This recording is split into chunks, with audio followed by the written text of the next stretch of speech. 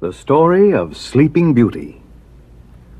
Once upon a time, there lived a king and queen. Now, you would imagine that a king and queen would have everything they wanted. And that was almost true. Almost. Castles and jewels and clothes and gold. Of these, they had more than they could ever use. But one very important thing was missing. Oh, how I wish that we could have a child. Oh, don't give up hope, my dear. Perhaps a miracle will happen, and we shall have a child of our own.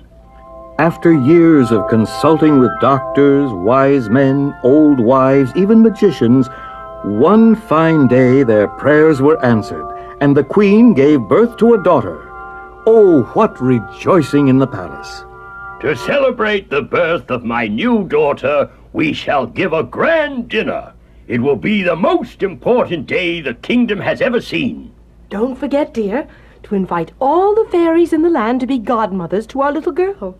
For I know they will each endow her with a gift, so that she will be a perfect princess. On the day of the banquet, the palace was decorated with the most beautiful flowers in the kingdom.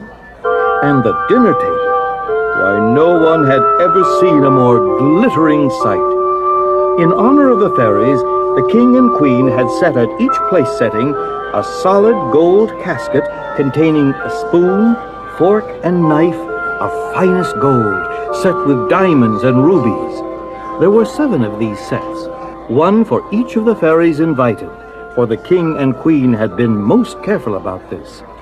Husband, are you sure that we've invited all the fairies in the land? Don't worry your head about it, my dear. There are only 7 fairies in all the land, and each was properly invited. But the king spoke too soon. It seems you've forgotten someone.